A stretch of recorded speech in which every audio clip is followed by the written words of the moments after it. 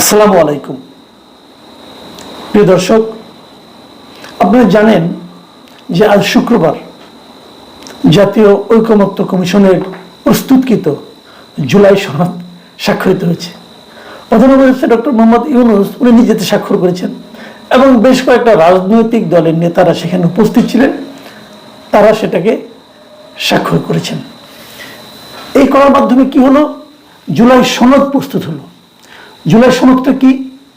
যে এদেশের মানুষ একটা ঐকমত্যের মাধ্যমে সমস্ত মানুষজন বসে জাতীয় ঐক্যমত্য মানে জাতীয়ভাবে একটা একমত হয়েছে সবাই যে এই সিদ্ধান্তগুলো গ্রহণ করেছে। এবং সেই সিদ্ধান্তে কারা কারা সিগনেচার করেছে?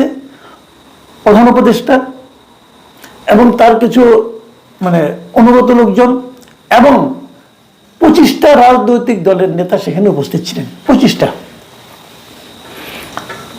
দেশের রাজনৈতিক দল কয়টা? নিবন্ধিত রাজনৈতিক দলের সংখ্যা হলো এই মুহূর্তে 52টা। সেই 52টার মধ্যে 25টা রাজনৈতিক দল এখানে উপস্থিত ছিলেন। তার মানে অর্ধেকেরও কম সংখ্যক রাজনৈতিক দল মিলে জাতীয় ঐক্যমত্য করেছেন তারা। এবং শুরু থেকেই এই জাতীয় ঐক্যমত্য করার জন্য এই জুলাই সনদটা তৈরি করার জন্য সবচেয়ে যারা সরব ছিল, সবচেয়ে বেশি যারা নাকি আগ্রহী ছিল, যে জাতীয় নাগরিক পার্টি এনসিপি, তারাই এখানে উপস্থিত ছিল না। তারা বলেছে যে জিনিসটা করা হয়েছে এটার সঙ্গে তারা একমত না, তারা যা চেয়েছে তা তারা পায়নি, অতএব তারা উপস্থিত ছিল না। তারা যে উপস্থিত থাকবে না এটা তারা গতকালকে বলেছিল। আজকে সারাদিন অনেক ধরনের লোকজন যে সরকারের পক্ষ থেকে, উপদেষ্টাদের পক্ষ থেকে সেখানে যে ওনাদেরকে বোঝানোর চেষ্টা করেছেন এবং আলটিমেটলি তারা ব্যর্থ হয়েছেন এবং এনসিপির কোনো প্রতিনিধি এখানে যায়নি। যারা আলোচনা করেছেন এতগুলি দিন, প্রথম পর্যায়ে 33টা দল এবং দ্বিতীয় পর্যায়ে 30টা দল সব মিলে যারা আলোচনা করেছেন, এই আলোচনায় যারা নিয়মিত ছিলেন এবং যাদের মতামতের উপর ভিত্তি করে এটা গড়ে তোলা হয়েছে, তারাই পরে বলছে যে আমরা যা বলেছি, যেভাবে বলেছি, যা চেয়েছি তা পাইনি। যেগুলোতে একমত হয়েছে সেগুলো আমরা পাইনি, স্ট্রেট কথা। তার মানে এই যে দলিলটা তৈরি করা হয়েছে, দলিলের খসড়া নিয়ে আলোচনা হয়েছে, যেমন 4টা রাজনৈতিক দল, 4টা বাম সংগঠন আর কি, তারা বলেছিল যে আপনারা আমাদেরকে এই চূড়ান্ত যে এটা করছে সেটা খসড়াটা আমাদেরকে দেন। তারা খসড়াও দেয়নি, কোনোভাবে যে আপনি একটা সিগনেচার করে দিয়ে আসেন, তো তারা সেই জন্য যায়নি। তাহলে আপনি কি সিগনেচার করলেন? যে 25টা দল গেলেন তারা কি বুঝে গেলেন এটাও আমার কাছে ক্লিয়ার না। এই 25টা দলের মধ্যে আমি যদি একটু বলি আপনাদেরকে, আপনারা কয়টাকে চিনেন বলেন তো? বিএনপিকে চিনেন, ঠিক আছে। জামাত ইসলামকে চিনেন, সেটাও ঠিক আছে, মানলাম। এবি পার্টিকে অনেকে ইদানিং চেনে। আচ্ছা, আর কে কে আছে? আমি কয়েকটা দলের নাম আপনাদেরকে বলি, দেখেন তো চিনেন কিনা। ইসলামী ঐক্য জোট, জমিয়তে উলামায়ে ইসলাম, ভাসানী জনশক্তি পার্টি, বাংলাদেশ লেবার পার্টি। ভাই, এই দলগুলি কে? আমি এই নেতাদের নাম কখনো শুনেছেন? আমি নেতাদের নাম বলতে আপনি আরো মাথা খারাপ হয়ে যাবো। নিজামে ইসলাম পার্টি, জাতীয় গণফ্রন্ট, এরা ছিলেন এখানে। তারপরে আপনার 12 দলীয় জোট, জাতীয় গণতান্ত্রিক পার্টি, জাকপা, আবার জাতীয়তাবাদী সমমনা জোট। ভাই চিনেন নাকি এগুলিকে? এই সমস্ত দল ছিল। নেতাদের নাম শুনে তো আপনার টাস্টি খেয়ে যাবেন। এগুলি কারা? জাতীয়তাবাদী সমমনা জোটের সমন্বয় হচ্ছে কি ফরিদুজ্জামান ফরহাদ, আর জাকপার সভাপতি হল বীর মুক্তিযোদ্ধা খন্দকার লুৎফর রহমান।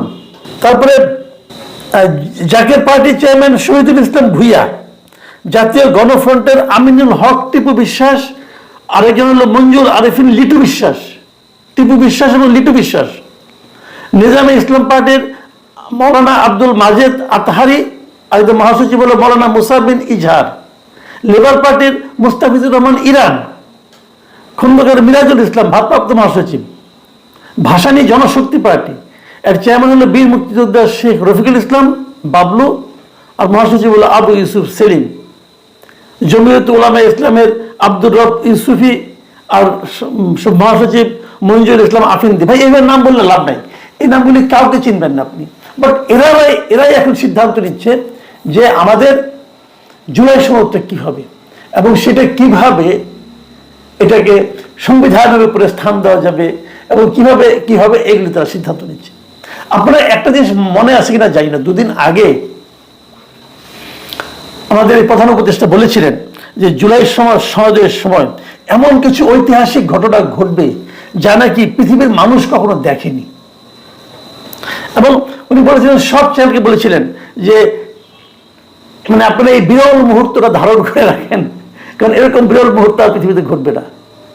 অনেকে না ইউনূস সাহেবকে বলেন কি, উনি নাকি কথার ফেরিওয়ালা, মানে নানা জায়গায় কথা ফেরি করে বেড়ান, মানুষকে স্বপ্ন দেখাতে পারেন। যে স্বপ্ন উনি জাতীয় মানে আপনার ঐকমত্য কমিশনের মাধ্যমে যে প্রস্তুতকৃত জুলাই সনদ স্বাক্ষরের জন্য যে অনুষ্ঠানের স্বপ্ন উনি জাতিকে দেখিয়েছেন দুদিন আগে একটা জরুরি বৈঠকের নামে, সেই স্বপ্নের বাস্তবায়ন আজকে কিভাবে হলো? এরা যে কেবল গেল না কেবল তাই নয়, কিন্তু সকাল থেকে ওখানে যে চেয়ারগুলি ছিল সেই চেয়ারে প্রায় শখানেক লোক গিয়ে বসেছিল এবং তারা বললো তারা হলো জুলাই যোদ্ধা। এই জুলাই যোদ্ধার মানে ব্যাপার স্যাপার কিন্তু আমরা আগেও দেখেছি, বিভিন্ন জায়গায় তারা যে হঠাৎ করে আবির্ভূত হয় এবং তারপরে তারা জুলাই যোদ্ধা, তারা এখানে বসে গেছিল। তাদেরকে লাঠি পেটা করে তুলতে হয়েছে এবং লাঠি পেটা করে তুলে ওই সময় মারামারি হয়েছে পুলিশের সঙ্গে, আগুন দেওয়া হয়েছে ওখানে। এই দৃশ্যগুলো তো আমরা সকাল থেকে আজকে বলা যায় প্রায় বিভিন্ন টেলিভিশনে দেখলাম। তো এই জুলাই যোদ্ধাদের ধারাবাহিক দৃশ্য, এটা অবশ্যই একটা অভাবিত দৃশ্য, বিশ্বকখনো এরকম দেখেনি। আপনারা এটাও জানেন, কিছুদিন ধরে বলা হচ্ছিল যে এই জুলাই সনদ এতই গুরুত্বপূর্ণ হবে, এই জুলাই সনদে যে কলম দিয়ে সিগনেচার করবে সেই সিগনেচার কলম রাখলে জাদুঘরে রাখবে। তো এই যে ঘটনাগুলো আজকে আগুন ধরলো, ভাঙচুর হলো, আমি দেখলাম যে পুলিশের পিটুনি খেয়ে একটা লোকের হাত ছিল না, হাতে একটা কৃত্রিম হাত ছিল, সেই হাতটাও রাস্তার মধ্যে ছিটকে পড়ে গেছে, এরকম দৃশ্য একটা দেখলাম। তো এই দৃশ্যগুলো কি জাদুঘরে থাকবে? যে কিভাবে একটা মানে স্বপ্নের সনদ স্বাক্ষরিত হলো? বাস্তবতা হলো আমার বিবেচনায় যে জুলাই সনদটা হয়েছে এটা একটা অশ্বডিম্ব।